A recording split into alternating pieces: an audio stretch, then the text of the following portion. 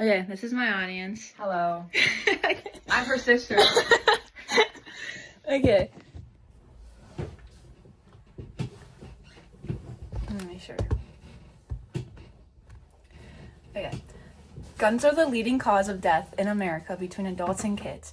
There has been 64 school shootings this past year, says CNN.com.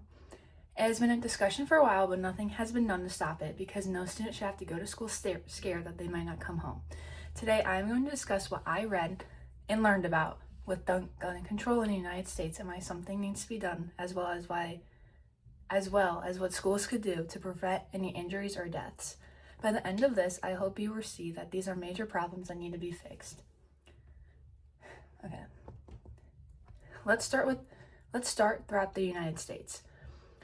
PewResearch.org says that after a Florida school was attacked, 57% of teens fear going to school daily because of the thought that their school could be next.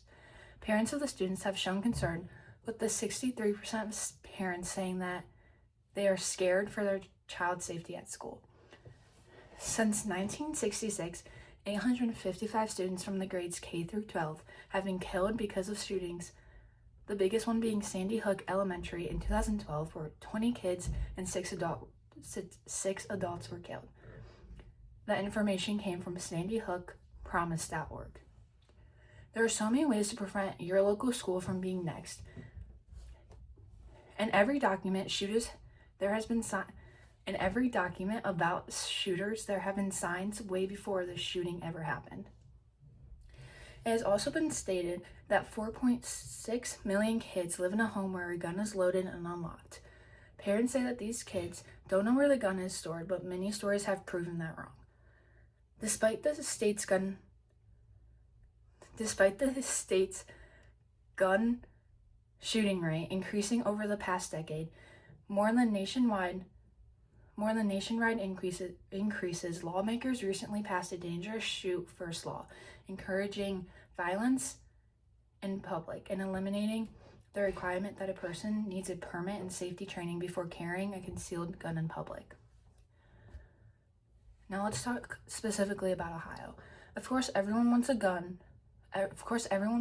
violence to end, but who will actually go far enough to stop it? Ohio alone has been trying to end the violence for almost 2 decades, or from 2000. The information came from everytownresearch.org. Even with all of that time, Ohio has made no progress in their weak gun control. Lawmakers in Ohio have recently passed a law saying K through 12 teachers are allowed to have a firearm in classroom for safety. Of course, it has to be stored properly and away from the children.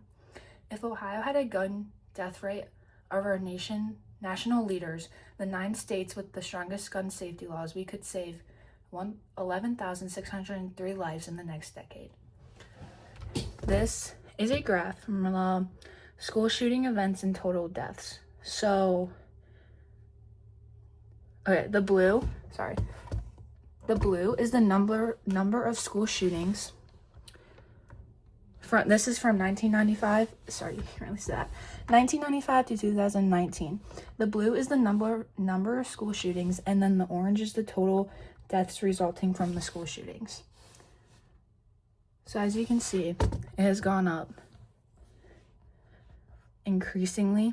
Maybe not the number of school shootings, but the deaths have increased drastically throughout these, oh my gosh, 26 years. The highest number of deaths being around 40, maybe a little past 40, 1 year. I guess I can keep that. Okay. But not every gun owner has bad intentions with the weapon, though. Having a firearm in your house, of course, is a way of safety and protection. I am not saying in this speech that the United States needs to get rid of them altogether, as they could be needed in intense situations, especially for police officers or high-level government workers. The United States as a whole just needs to work together to make schools a safer place for students if they want the best education possible for the next generation. Throughout my presentation, I hope you have considered the harmful effects of guns throughout the United States and Ohio's weak gun control, as well as seeing the harm and wanting to make a change. History should never be repeating itself like the school shootings that have been a problem for quite some time now.